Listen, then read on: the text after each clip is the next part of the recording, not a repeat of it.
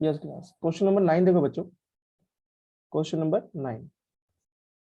आपके question number 9 में क्या दिया गया है अगर देखोगे, the angle of elevation of the top of a building. तो मतलब आप एंगल ऑफ एलिवेशन बना रहे हो किसका, टॉप ऑफ अ बिल्डिंग, ठीक है। From the foot of the tower is 30, मतलब बेटा आपके पास एक बिल्डिंग है, एक टावर है, ठीक है। और याद रखना हमेशा टावर की जो हाइट होती है वो ज्यादा होती है। तो अगर ये हमारा ग्राउंड लेवल है, ये हमारा ग्राउंड लेवल है, ठीक है, और ये हमारी बिल्डिंग है बेटा, ये हमारी क्या है, बिल्डिंग है मान लो, और ये हमारा टावर है, ये क्या हमारा टावर है बच्चों, ये है टावर, ध्यान देना, और ये है बिल्डिंग।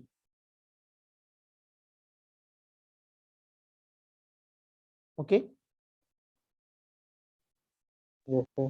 ठीक है। और यहाँ पे ये ध्यान देना बेटा, ये टॉप ऑफ द टावर है, टॉप ऑफ द बिल्डिंग है, ये बॉटम ऑफ द बिल्डिंग है, ये बॉटम ऑफ द टावर है,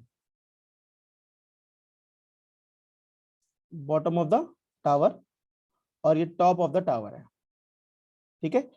तो क्वेश्चन क्या है पहला, the angle of elevation of the top of the building, मतलब ये जो टॉप है, ये जो टॉप ऑफ बिल्डिंग है, इसका जो एंगल एलिवेशन है कहां से, from the foot of the tower. ये जो फुट है, जो बॉटम है, ऐसा फुट बोल दो, बॉटम यस का, ये फुट ऑफ द टावर है, ये फुट ऑफ द बिल्डिंग कह सकते हो, बॉटम भी कह सकते हो। तो इसने बोला बिल्डिंग का जो टॉप का जो एंगल ऑफ एलिवेशन है वो फुट ऑफ द टावर से, मतलब टावर के नीचे से जो एंगल है बेटा वो है 30 डिग्री, मतलब यहां से यहां तक का एंगल जो है, ये जो एंगल ऑफ एलिवेशन है, क्योंकि एंगल ऑफ एलिवेशन क्या बनता है, नीचे से ऊपर बनता है, ये आपका 30 डिग्री, ठीक है। नेक्स्ट क्या लिखा है, द एंगल ऑफ एलिवेशन, फिर से एंगल ऑफ एलिवेशन बन रहा है of the top of the tower, फिर से अब टॉप ऑफ द टावर है, अब टॉप ऑफ द टावर का कहां से, from the foot of the building, मतलब इस बार आप बिल्डिंग के फुट से टावर की टॉप पे दिख रहे हो। ये जो एंगल है, ये जो एंगल ऑफ एलिवेशन है बेटा, ये 60 है। तो सीधी सी बात है, जिसकी हाइट ज्यादा होगी उसका एंगल ज्यादा होगा, तो ये 60 है। If if the tower is 50 metre high, तो बेटा अगर ये जो टावर है, ये जो टावर है बेटा, ये 50 मीटर हाई है, ये इस टावर की हाइट है। तो ये पूछ रहा है बताओ बिल्डिंग की हाइट कितनी है, ये पूछ रहा है बिल्डिंग की हाइट कितनी है। तो बेसिकली फिगर ये है। ये बताओ बच्चों, फिगर में किसी को कोई प्रॉब्लम, फिगर में किसी को कोई प्रॉब्लम।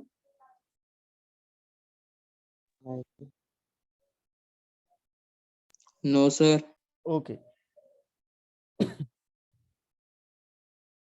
ठीक है। तो अब आप क्या करोगे, अब इसमें देखो भाई सीधी सी बात है, अगर आप देखोगे एक ट्रायंगल देखो, जैसे मैं नाम बता रहा हूँ, ये ट्रायंगल है ए, ये है बी, ये है सी, और ये है डी। मैंने 4 पॉइंट नाम दे दिए। तो ये एक जो पहला ट्रायंगल का राइट एंगल ट्रायंगल, ये वाला ले लो। क्या बच्चों बताओ इस ट्रायंगल का नाम क्या होगा, जिसमें मैंने राइट एंगल बनाया है, क्या नाम होगा इस ट्रायंगल का, राइट एंगल ट्रायंगल। नाम क्या है ट्रायंगल का, नाम क्या रखोगे ट्रायंगल का, sir ABC। A B C, ठीक है। और तो थीटा क्या लेंगे इसके लिए, इस ट्रायंगल में थीटा क्या, थीटा काम कौन करेगा, सर इसमें सर 60 करेगा। बिल्कुल थीटा 60 का काम करेगा, ठीक है। तो जब आप सॉल्यूशन करोगे तो आप पहले एक ट्रायंगल लोगे, पहले ट्रायंगल एबीसी लेंगे।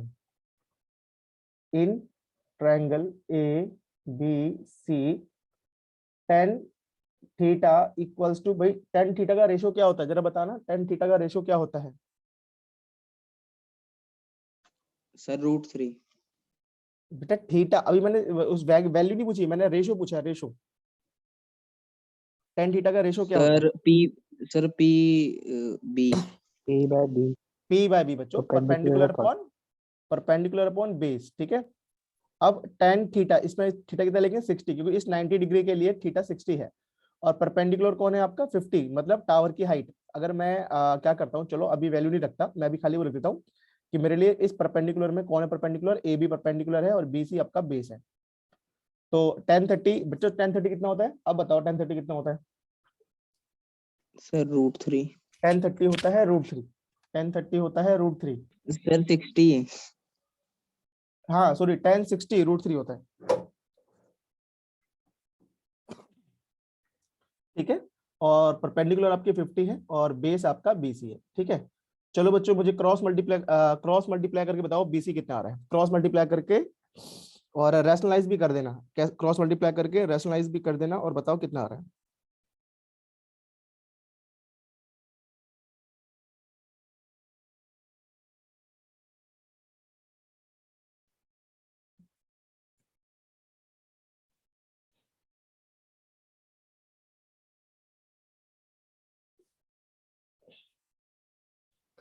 यस बच्चों, BC की वैल्यू बता दो क्रॉस मल्टीप्लाई करके, रैशनलाइज करके जल्दी से।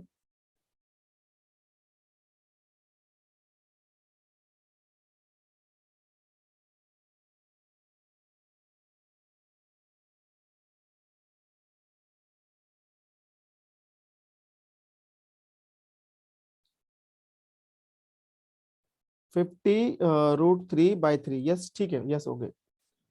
मतलब आपने ऐसे देखो भाई, क्रॉस मल्टीप्लाई करोगे तो √3 BC आएगा इक्वल्स टू 50, फिर BC आएगा 50/√3, और मैंने बोला है रैशनलाइज करोगे तो √3 का ऊपर नीचे क्या करोगे, इंटू करोगे, तो आपका BC आ जाएगा, आपका BC आएगा 50√3/3।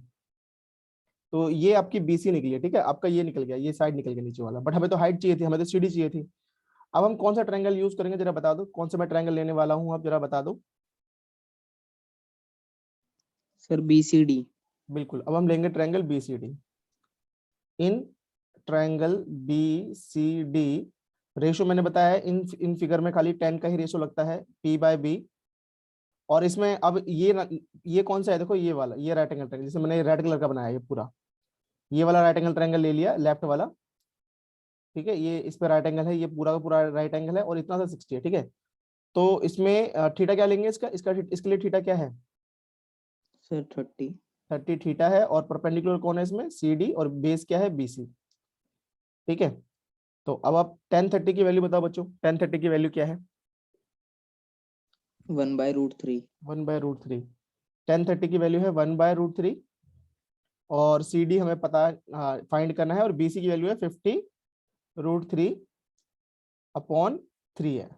तो अगर आप क्रॉस मल्टीप्लाई करोगे, तो आपको मिलेगा, देखो क्रॉस मल्टीप्लाई, देखो ये पूरा एक ही डिजिट है, ये ध्यान रखना, ये पूरा एक ही नंबर है, तो ये डिनोमिनेटर है, और अगर आप क्रॉस करोगे तो ये इससे मल्टीप्लाई होगा और ये इससे मल्टीप्लाई होगा, तो सीधी सी बात है, आपके पास आएगा √3CD इक्वल्स टू 50√3/3, और √3 ये इंटू में, तो ये कट ही जाएंगे, दोनों इंटू में कट जाएगा, तो CD का आंसर कितना आ गया, 50/3। और ये हमारे लिए क्या है बेटा, हाइट ऑफ बिल्डिंग है, यही क्या थी, हाइट ऑफ। तो आप लिखोगे हाइट ऑफ बिल्डिंग, जो मैंने ये बॉक्स में बनाया था उसके लिए,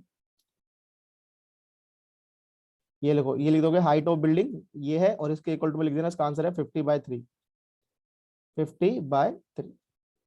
ये बताओ बच्चों, क्वेश्चन क्लियर है ना। Yes sir. ओके, और बच्चों नोट करके डन कर दो, फिर आगे बढ़ते हैं, नोट करके डन कर दो, फिर आगे बढ़ते हैं। ऐसे सर हम पूरा ये 50/50√3/3 का हम पूरा रेसिप्रोकल करके उधर से मल्टीप्लाई नहीं करते 1/√3। नहीं नहीं बेटा, रेसिप्रोकल कब करते हो, ध्यान देना, जब आप कोई चीज डिनोमिनेटर में होती हो उसको ऊपर ले जाते हो, वैसे करते हो। जैसे कि एग्जांपल ऊपर देखो, जैसे ये √3 था, इक्वल टू में 1/√3 था, ठीक है, और ये CD है, और इसके नीचे है 50√3/3। तो अगर आप इसे रेसिप्रोकल करके ऊपर ले जाओगे, यहाँ ले जाओगे, तब ऐसा कर सकते थे कि 1/√3, फिर आप लिखते CD, फिर आप लिखते 3 को ऊपर, और फिर नीचे लिखते 50√3, ऐसे हो जाता है रेसिप्रोकल। तो ये थोड़ा सा कॉम्प्लिकेटेड हो जाता, बड़ा हो जाता, फिर आंसर अल्टीमेटली वही आता। तो इससे अच्छा आप ये बेसिकली ये इजी होता है जल्दी, कि आप क्रॉस मल्टीप्लाई करके √3 से √3 काट दो, आपका आंसर आ जाएगा सीधा, ठीक है। वो अगर आपको इजी लगता है तो वो आप कर सकते हो, ठीक है बच्चों, जल्दी से ओके नोट करके डन कर दो।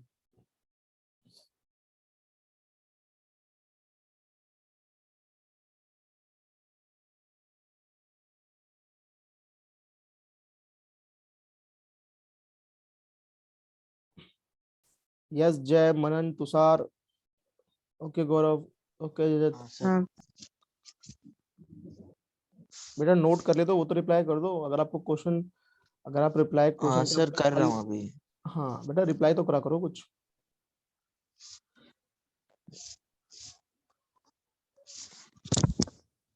चलो आगे बढ़ते हैं, मैं से रफ कर रहा हूँ बच्चों। ओके मनन, यस जय, मैं से रफ कर दूं। Yes sir. ओके, ये बेटा क्वेश्चन नंबर आपका क्या था, क्वेश्चन नंबर 9 था, अब 10। देखो क्वेश्चन नंबर 10 देखते हैं बेटा। क्वेश्चन नंबर 10 में क्या कह रहा है, अगर आप समझोगे, two poles of equal height, two poles of equal heights standing opposite each other on a either side of a road। तो मतलब आपके पास एक रोड है, ठीक है, मान लो बेटा ये रोड है, ये एक रोड है, ठीक है, ये रोड, ये अच्छा, अब रोड आप कैसे समझ रहे हो, समझना बेटा मैं रोड कैसे बना रहा हूँ। ये रोड ऐसे सीधी नहीं है, ये रोड ऐसे, मतलब ऐसे है, ये ऐसे, मतलब ये रोड ऐसे है, ऐसे कि ये ऐसे यहाँ सब जा रहे हैं, एलिवेटेड। तो ये रोड है बेटा, ये रोड ऐसे है, रोड ऐसी लंबी है, ठीक है, ये ऐसी रोड ऐसी है।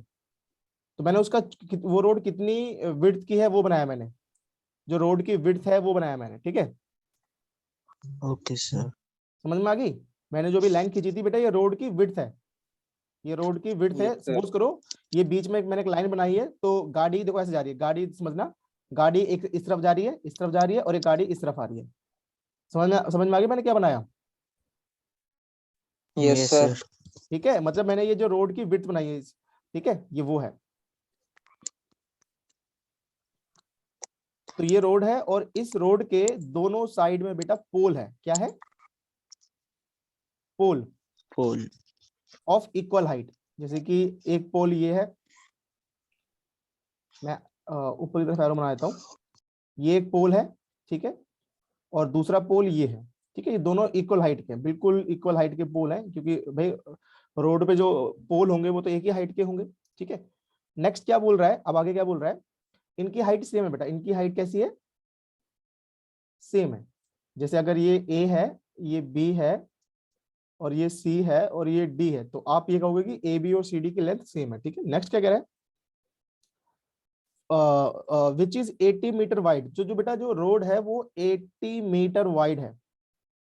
इस रोड की जो विड्थ है वो यहां से लेकर यहां तक बेटा 80 मीटर है, ठीक है। नेक्स्ट क्या कह रहा है, from a point between them on the road the angle of elevation, मतलब फिर से आप नीचे से ऊपर देख रहे हो, of the top of the pole are 60 और 30, मतलब इसके रोड पे कहीं एंगल है। अब बेटा समझना, एक एंगल 30 है, एक एंगल 60 है, इसका मतलब ये होता है, मैंने आपको एक चीज समझाई भी थी, मैं पोल का एग्जांपल लूं, मैं टावर का एग्जांपल लूं, मैं बिल्डिंग, जिसके आप बिल्कुल पास होगे उसका एंगल ज्यादा होगा, जिससे आप दूर होगे उसका एंगल कम होगा, क्योंकि आप इजीली देख लोगे। तो मतलब एक पॉइंट पोल के बहुत पास है, एक पॉइंट, और एक ही पॉइंट है, और एक वो पॉइंट दूसरे पोल से दूर है। तो अगर मैं मानूं मेरा पोल का जो पॉइंट है, सपोज करो ये है, ये जो मैंने येलो कलर का बनाया है, ये मेरा पॉइंट है, और इस पॉइंट से मेरे एंगल ऑफ एलिवेशन, देखो भाई, इस बिल्डिंग का अगर मैं एंगल ऑफ एलिवेशन बनाऊंगा तो ये है 60 डिग्री, क्योंकि ये 60 डिग्री क्यों है, क्योंकि ये बहुत पास है। और इसी पॉइंट से जो एंगल ऑफ एलिवेशन है इसका, वो है 30 डिग्री, ठीक है, क्योंकि ये दूर है, पॉइंट सेम ही है। अब बेटा इसने एक वर्ड बोला था बिटवीन देम, बिटवीन देम मतलब बीच में कहीं भी, ये नहीं बोला कि मिडल में, कभी आप इसे मिडल में मानो, ये मिडल में पॉइंट नहीं है, ठीक है। अब बच्चों इसने पूछा है आपसे find the height of the pole, तो भाई आप ए बी निकालो और सी डी निकालो, हाइट ऑफ द पोल निकाल दो, और distance of the point from the pole, मतलब इस पॉइंट से, तो मान लो ये ए बी सी डी, ये ई है, आपको बीई मतलब बीई की लेंथ ही बतानी है कि ये बीई कितना लेंथ का है, और ईसी लेंथ भी बतानी है आपको, ठीक है। तो बच्चों से करोगे कैसे, देखो मैं आपको बताता हूं, आप करोगे लेट, सॉल्यूशन में पहले करोगे लेट करोगे बच्चों, बीई की जो लेंथ है वो एक्स है। तो मुझे बताओ बच्चों, अगर मैंने इस लेंथ को एक्स माना है तो बची हुई लेंथ कितनी होगी, ये जो बची हुई लेंथ है ये कितनी होगी, कोई बताएगा। अगर ये x है, टोटल 80 है, टोटल 80 है, ये x है, तो बची हुई लेंथ कितनी होगी। इस 80 माइनस एक्स। बिल्कुल बेटा, ये होगी 80 माइनस एक्स, कितनी होगी 80 80 माइनस minus x. बस। अब अपना ट्रायंगल लो, अपना काम चलाओ। तो बेटा देखो ट्रायंगल वैसे ही लेंगे, जैसे आप पहले ये ट्रायंगल ले लो इस तरफ वाला, जिससे मैं टिक लगा रहा हूँ, टिक नहीं, देखो ये मैं सिंबल बनाता हूँ, ये देखो बेटा, ये स्टार वाला ट्रायंगल है, और ये कर देते हैं क्रॉस वाला, ये लो, एक ये क्रॉस, दो ट्रायंगल देखो, एक क्रॉस वाला ट्रायंगल दिख रहा होगा, एक स्टार वाला, तो पहले ले लेते हैं स्टार वाला ट्रायंगल का नाम है अच्छा मैंने, अच्छा एक तो चीज लिख तो दूं मैं यहाँ पे, पहले मैंने लिखा है अगर बी ई एक्स है तो जो ई सी है, वो हमारा 80 माइनस एक्स होगा, और ये तो पता चल गया। और आपको एक चीज और बतानी है कि जो जो पोल है, पोल मतलब ए बी और सी डी, ये दोनों इक्वल है, ए बी और सी डी इक्वल है, से नंबर 1 कर दो, ठीक है। अब ले लो triangle, in triangle A B E मैंने क्या बोला, क्या लगेगा, tan theta. Tan theta equal to P by B. Tan theta कितना लेंगे इसमें, 60 लेंगे, और परपेंडिकुलर मेरे लिए कौन है, ए बी, बेस कौन है मेरे लिए, बीई। 1060 है √3, ये है ए बी, और बीई की वैल्यू बेटा एक्स है, तो क्रॉस मल्टीप्लाई करा तो ए बी कितना आ गया, √3 इंटू एक्स, ये है इक्वेशन नंबर 2। यहाँ तक क्लियर है बच्चों, बताओ। Yes, sir. Yes, sir. ठीक है, ये आपने ट्रायंगल लिया था, अब लेंगे जिसपे क्रॉस बना हुआ ट्रायंगल है, जिसपे क्रॉस बना है उस ट्रायंगल का नाम क्या है, सी डी ई बोल देते हैं उसको, सी डी ई सी, चलो कुछ बोल डी सी डी ई बोल दिया मैंने, ठीक है। इसमें भी क्या लेंगे, tan theta equals to P by B. Theta इसमें बेटा 30 डिग्री लिया जाएगा क्रॉस वाले में, और परपेंडिकुलर कौन है इसमें, सी डी है, और बेस क्या है, ई सी है। तो ये अब देखो मैंने यहाँ लिखा फ्रॉम वन, मैंने क्या लिखा यहाँ पे, एक चीज लिखी फ्रॉम वन। फ्रॉम वन मतलब इसको मैं यूज कर रहा हूँ, फ्रॉम वन को। तो 1030 होता है 1/√3, और सी डी मेरा ए बी के इक्वल है, तो मैं इसे ए बी लिख दूंगा, और ई सी की वैल्यू 80 माइनस एक्स है। और फ्रॉम टू, अब मैं लिखूंगा फ्रॉम टू। फ्रॉम टू में क्या लिखूंगा मैं, फ्रॉम टू को मतलब इसको रिप्लेस कर दूंगा ए बी को। क्या लिख दूंगा मैं ए बी को, √3x, और ये है 80 माइनस एक्स। चलो बच्चों इसे जरा सॉल्व करके बताओ एक्स कितना आ रहा है, क्रॉस मल्टीप्लाई करो, बताओ एक्स को सॉल्व करो कितना आ रहा है।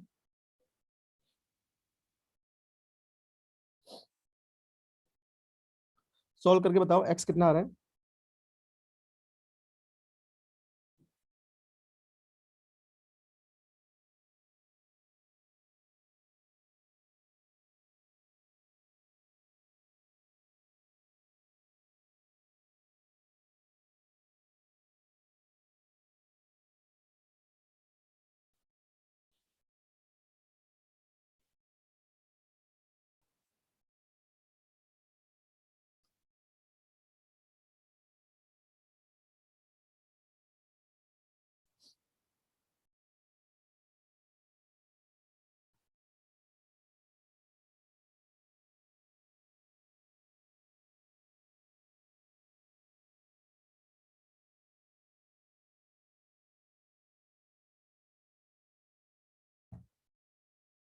यस क्लास, किसी का आंसर आया, एक्स की वैल्यू निकली किसी की, क्रॉस मल्टीप्लाई करके एक्स बताना है।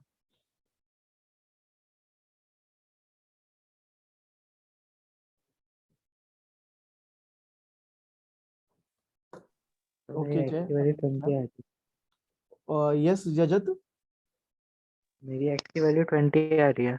ओके 20 आ रही है, कैसे करा जरा थोड़ा बता दो, क्रॉस मल्टीप्लाई करके। अगर मैं क्रॉस मल्टीप्लाई करूंगा √3 को √3x से तो कितना आ जाएगा,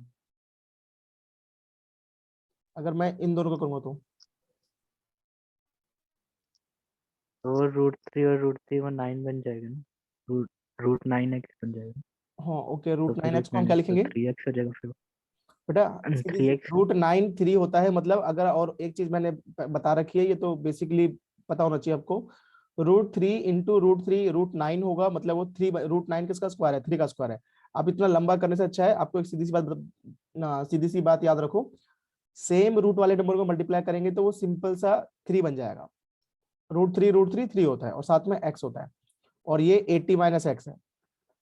अब ऊपर आ जाओ, थोड़ा ऊपर देख लो, थोड़ी ऊपर तरफ। अब 3x, और इधर इधर जो माइनस एक्स था वो जाके इधर प्लस एक्स हो जाएगा, और ये जाएगा 80, तो ये हो जाएगा 4x इक्वल्स टू 80। और जब x को इधर 4 निकालोगे तो x आ जाएगा 20। और मेरे लिए x कौन था, अगर आप ध्यान दोगे मेरे लिए x कौन था, x कौन है, ये x है बीई। तो बीई की वैल्यू बेटा आ गई, बीई की वैल्यू कितनी आ गई, 20। मतलब वो पॉइंट, वो पोल, जो ए बी पोल है वो ई से 20 मीटर डिस्टेंस पे। तो भाई दूसरा पॉइंट कितना आएगा, ई से निकालो। अगर आप ई से निकालोगे तो 80 माइनस एक्स मतलब 80 माइनस 20, तो दूसरा पॉइंट से वो 60 मीटर अवे है, ठीक है। ये तो होगी बेटा डिस्टेंस, ये देखो नीचे लिखा था distance of the point from the pole. अभी हाइट ऑफ द पोल कैसे निकालोगे, जो आपकी एक्स की वैल्यू है वो इक्वेशन नंबर 2 में पुट कर दो। लिखोगे value of x, put in equation number 2। तो आपके पास ए बी दिया था, ए बी, उसको आगे क्या लिखा था √3, और इंटू में एक्स, तो इंटू में 20 पुट कर दो, तो ये आ गया 20 √3। और ये क्या है, हाइट ऑफ द पोल, यही क्या है, height of the pole. Yes बच्चों, क्लियर है। Yes, sir. ठीक है, तो ये क्वेश्चन था और नोट करो, डन करो, ये क्वेश्चन नोट करके डन कर दो।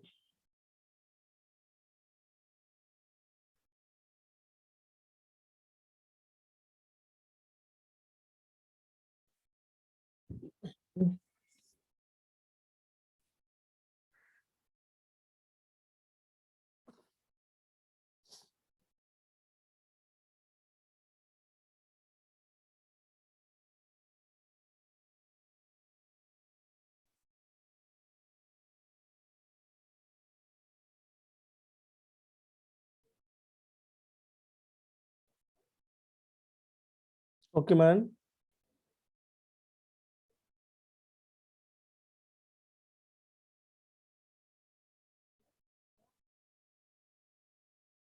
ओके इज्जत,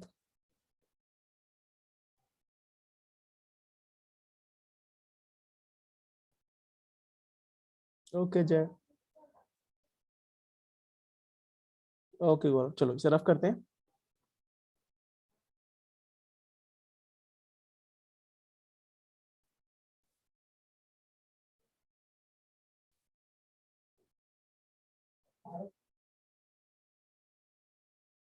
अब बच्चों क्वेश्चन नंबर 11 देखो, क्वेश्चन नंबर 11 देखोगे उसमें आपको फिगर ना ऑलरेडी देगा, फिगर ऑलरेडी होगी, देखो ये क्वेश्चन नंबर 11।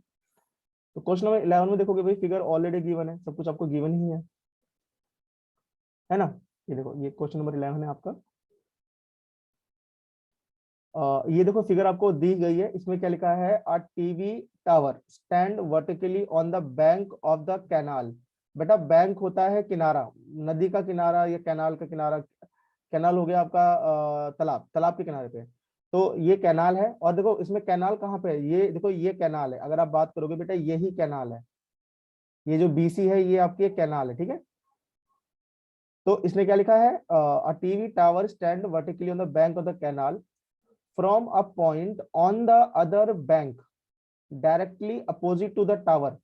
ये जो टावर है इसके अपोजिट होकर एक पॉइंट है, पॉइंट सी, है ना। The angle of elevation of the top of the tower is 60। देखो इस पॉइंट से इसका जो एंगल ऑफ एलिवेशन है वो कितना है, 60 है, ये देखो उसने साफ दे रखा है 60 degree. From the another point 2 metre away, ये लिखा है 2 metre away from the point on the line joining the point to the foot of the tower, जो कि फुट ऑफ द टावर को मिलेगी आगे जाकर, जिसका angle of elevation of the top of the tower is 30। देखो ये angle of elevation कितना है, 30 है। तो सीधी सी बात है भाई, फिगर जब दे रखी है तो आपको खाली क्या करना है, find the height of the tower, number 1 आपको इस टावर की हाइट बतानी है, number 2 width of the canal, तो जो बीसी है वो भी निकालनी है, तो आपको दोनों चीजें निकालनी है, ठीक है। तो इसमें बच्चों फिगर ये है, फिगर आप बना सकते हो, देख के बना लेना फिगर। सॉल्यूशन देखो भाई, सॉल्यूशन कितना आसान है। पहले वही आप ये छोटा वाला ट्रायंगल लोगे, मैं बना देता हूँ छोटा वाला ट्रायंगल, कौन सी बात कर रहा हूँ मैं, ये देखो ये जो ट्रायंगल है, मैं पहले इसको लूंगा, ये छोटा सा जो ट्रायंगल है इसको ले लेते हैं। नाम क्या है ट्रायंगल का, इन ट्रायंगल, अगर मैं नाम दूंगा इसका एबीसी, एबीसी क्या लगाऊंगा, tan थीटा, क्या लगाएंगे, tan theta, tan theta equals to P by B. Theta की वैल्यू मेरे पास इसमें 60 है, और परपेंडिकुलर मैं ए बी को लूंगा और इसको मैं बी सी लूंगा। अब यहाँ पे एक बात होगी कि ये √3 है, और यहाँ पे ना ए बी की वैल्यू पता है और ना ही मेरे पास सी डी की। तो मैंने बताया कि जब ऐसी सिचुएशन आती है तो क्या करते हैं, अगर आपको ऐसी सिचुएशन मिलती है तो आप क्या करो, क्रॉस मल्टीप्लाई करके इक्वेशन बना के छोड़ दो। तो मतलब ए बी की वैल्यू अगर हम लेके चले तो √3 BC है, √3 BC, ये कौन है मेरे लिए, ए बी है। तो इक्वेशन नंबर 1 तो ये हो गई। अब आगे सोल्व करते हैं बेटा, दूसरा ट्रायंगल ले लेते हैं। दूसरा ट्रायंगल कौन सा है, in triangle, in triangle A B D. अब ये ए बी डी कौन सा है, ये देख लो,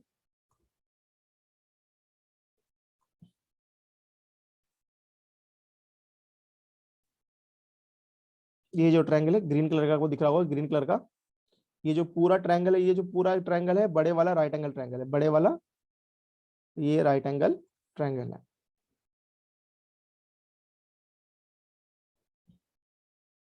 ठीक है।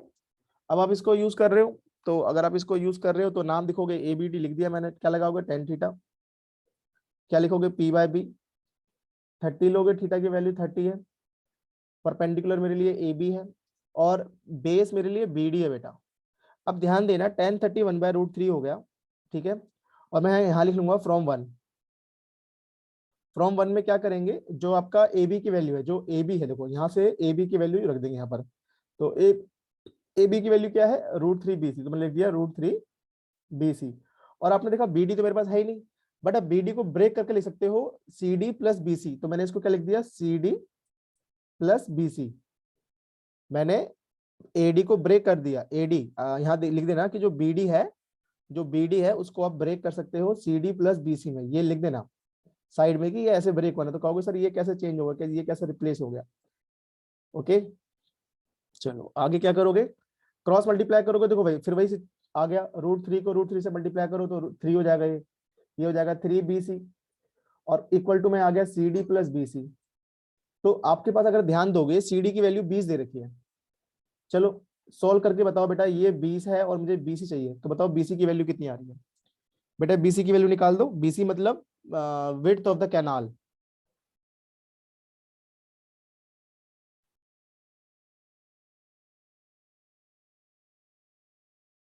यस बच्चों, BC की वैल्यू फाइंड कर दो।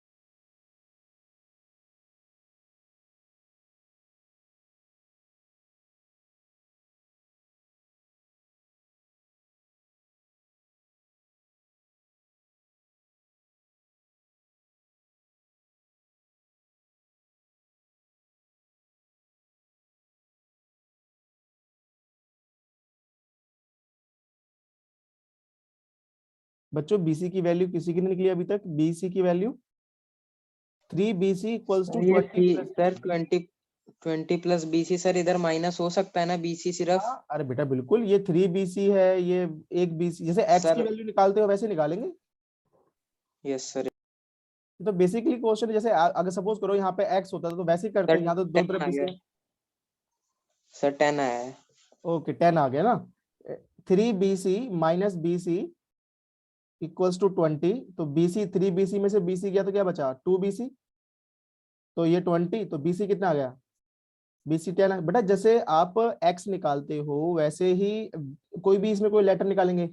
अगर ये तो लाइन का नाम है ना कि BC एक लाइन है, मैं x लेके चलता है तब भी कर लेते आप। अब ये BC क्या थी, लेंथ ऑफ द कैनाल, ये तो आ गई। अब BC की वैल्यू क्वेश्चन नंबर 1 में पुट कर दो, तो लिखो value of BC put in equation number 1। तो बच्चों AB उसके साथ में था √3 और BC की वैल्यू थी 10, तो आप इसे लिखोगे 10√3। ये क्या है बेटा, आपकी हाइट ऑफ द टावर। तो अब ये दोनों चीज आप लिख के दिखा दो कि हाइट ऑफ द टावर जो है, हाइट ऑफ द टावर जो आपने निकाली है वो है 10√3, और उसने डिस्टेंस क्या बोला था उसका, width of the canal, width of the canal equals to ये हो जाएगा आपका 10, और ये सारे किस में है, मीटर में। और बच्चों एक चीज और, आपके जो फाइनल एग्जाम होंगे वो ऑफलाइन ही होंगे, जो आपके बोर्ड के एग्जाम होंगे ना सेकंड टर्म के, वो ऑफलाइन होंगे। Yes sir. ठीक है, अभी तो क्लासें ऑनलाइन कर रखी हैं थोड़ी सी, मुझे नहीं लगता कि जनवरी फरवरी तक कुछ होगा। जनवरी फरवरी तक आपका ये सारा सिस्टम जो अभी हो रहा है ना, ये मतलब ये कम हो जाएंगे, केस कम, बहुत कम हो जाएंगे। फिर आपका मार्च में या मार्च के एंड तक, अप्रैल में आपके सारे एग्जाम ऑफलाइन हो जाएंगे। डेट शीट आ जाएगी आपकी, आने वाली होगी, फरवरी में आ जाएगी, जनवरी फरवरी तक डेट शीट आ जाएगी आपकी। सर ये प्री बोर्ड्स के मार्क्स कब आएंगे? ओ सॉरी, बोर्ड्स के जो भी हुए थे। फर्स्ट टर्म के हाँ फर्स्ट टर्म के बेटा इसका तो कुछ पता नहीं है, वो अभी दे भी सकते हैं या वो एक साथ भी दे सकते हैं, है ना। स्कूल वाले क्या बोल रहे हैं? सर वो तो दे ही नहीं, डेट कह रहे थे सेकेंड वीक तक आ जाएगा जनवरी के, बट आया ही नहीं। सेकंड वीक तो आज क्या हो रहा है, आज तो आज की 18 थर्ड वीक चल रहा वही है। तो कह रहा हूँ सर, हाँ आया ही नहीं ना। और सीबीएसई ने कोई नोटिफिकेशन नहीं निकाला ना, निकालेगा तो बता देगा वो आपको। नहीं तो ऐसा हो सकता है कि वो फर्स्ट टर्म सेकंड टर्म का रिजल्ट एक साथ बना के दे दे, बार बार परेशान ना करें। वैसे तो रिजल्ट सर टीचरों मार्क्स वैसे तो रिजल्ट टीचरों के पास होंगे बच्चों, रिजल्ट तो बना भी लिया हुआ टीचरों ने। सर मैम कह रही थी उधर जाके ना दोबारा चेक हो रहे हैं, क्योंकि हाँ बहुतों वो के मतलब मार्क्स गए तो होंगे आ ना गए। आपके, जो जितने भी ऑफलाइन एग्जाम जो तुमने दिए थे ना, वो आंसर शीट जो थी वो सीबीएसई में जाती है ना, क्योंकि भाई सीबीएसई में जाएगी, फिर चेक होंगे रोल नंबर, उसमें मार्क्स चढ़ेंगे, बहुत सारा लंबा प्रोसीजर होता है ना, तो सीबीएसई में भी गया होगा। तो शायद देखो, आ जाए तो अच्छी बात है, नहीं आए तो सेकंड लास्ट में देख लेंगे ना, सीधे फाइनल में देख लेना, दोनों एक साथ आ जाएंगे मार्क्स भी मिलकर। ठीक है, डन कर देना बच्चों, जल्दी जल्दी से डन कर दो, नोट हो जाए तो डन कर देना। ओके ओके, ये था क्वेश्चन नंबर 11। चलो नेक्स्ट करते हैं क्वेश्चन नंबर 12। अब बच्चों देखो, अभी तक आपने एक चीज नोटिस करी होगी, मैंने जितने भी क्वेश्चन कराए हैं वो सारे हैं एंगल ऑफ एलिवेशन के। एंगल ऑफ एलिवेशन समझ गए, उसमें मैंने शुरू में दो चीज बताई थी, एक यस होता सर। है एंगल ऑफ एलिवेशन, एक होता है एंगल ऑफ डिप्रेशन। तो ये दो एंगल बनते हैं। तो अभी आपने जितने देखा कि हम जितने भी क्वेश्चन में कर रहे थे, उसमें सब में बॉटम से टॉप में एंगल बन रहा था। ठीक है, अब देखो, अब हमारे पास एंगल ऑफ डिप्रेशन आना स्टार्ट हो जाएगा, एंगल ऑफ डिप्रेशन आना स्टार्ट हो जाएगा। देखो कैसे, क्वेश्चन नंबर 12 से देखते हैं। क्वेश्चन नंबर 12 कहाँ है, ये रहा क्वेश्चन नंबर 12। तो 12th में लिखा क्या है, अब यहाँ पे बेटा आपको ना इसकी लाइन की स्टेटमेंट, बच्चे ने फिगर नहीं बना पाते इसकी, मैं पहले बता देता हूँ। 9 चैप्टर में सबसे ज्यादा डिफिकल्ट नहीं कह सकता मैं, बच्चों को रीड करने नहीं आता, क्वेश्चन को वो रीड करना नहीं समझ पाते, कैसे रीड करना है। ठीक है, अब जैसे देखो यहाँ लिखा हुआ है, from the top of a 7 metre high building, मतलब अभी एक बिल्डिंग की बात कर रहा है। तो आपके पास एक ग्राउंड होगा, पहले एक ग्राउंड लेवल होगा, उस पे एक बिल्डिंग होगी, उस पे क्या होगी, बिल्डिंग होगी, ये बिल्डिंग है आपकी। और ये बिल्डिंग के बारे में जो बात कर रहा है, उसके टॉप की बात कर रहा है, from the top of the, और इसकी हाइट बता दी इसने यहाँ पर शायद, हाँ 7 मीटर है, 7 मीटर है। ये जो टॉप है, टॉप ऑफ द बिल्डिंग, अभी हम इस पे इसकी बात कर रहे हैं, वो ये बोल रहा है from the top of a 7 metre high building, मतलब टॉप ये है, इसके ऊपर की बात कर रहा है। द एंगल ऑफ एलिवेशन, मतलब अब समझो, आप बिल्डिंग के टॉप पे खड़े हो और आप बात कर रहे हो एंगल ऑफ एलिवेशन, मतलब आप बिल्डिंग पे खड़े होके कहीं ऊपर देख रहे हो, बिल्डिंग पे खड़े होके ऊपर देख रहे हो, तभी तो एंगल ऑफ एलिवेशन बन रहा है। Angle of elevation of the top of the cable tower is 60, मतलब इसके सामने एक केबल टावर है, इसके सामने क्या है, एक केबल टावर जो इससे ऊंचा है, और जो एंगल ऑफ एलिवेशन है वो इसके टॉप से इसके टॉप का है, ये है एंगल ऑफ एलिवेशन। तो मैंने क्या बताया था, एंगल ऑफ एलिवेशन कैसे बनता है, आपके एक लाइन ऑफ साइड जिस तरह आप देख रहे हो, और एक आपकी आईज के बिल्कुल सामने जो लाइन होती है, हॉरिजॉन्टल लाइन जो होती है, ये जो एंगल है बेटा, ये एंगल ऑफ एलिवेशन है, ये 60 है। तो आप क्या देख रहे हो, आप देख रहे हो बिल्डिंग के टॉप से टावर के टॉप पे। ठीक है, पहला तो ये हो गया। एंड क्या बोल रहा है, द एंगल ऑफ डिप्रेशन, मतलब आप यहीं पे खड़े हो, आप बिल्डिंग के टॉप पे ही खड़े हो, आपने पहले ऊपर देखा और दूसरी बार कहाँ देखा, एंगल ऑफ डिप्रेशन नीचे, foot of the of its foot is 45, मतलब ये टावर का फुट है, ध्यान देना बेटा, ये टावर का फुट हो गया, ये बॉटम हो गया, ये क्या हो गया, ये क्या हो गया, बिल्डिंग का टॉप हो गया। ठीक है, तो आपने एक बार ऊपर देखा और दूसरी बार कहां देखा, नीचे देखा, तो ये बन गया एंगल ऑफ डिप्रेशन। तो ये एंगल कहां बनेगा बेटा, ये एंगल यहां बनेगा, कितने बनेगा, 45 डिग्री। बच्चों जल्दी से फिगर बना लो और दोबारा लॉगिन कर लेना, दोबारा लॉगिन कर लेना, क्योंकि ये हो जाएगा स्क्रीन आउट।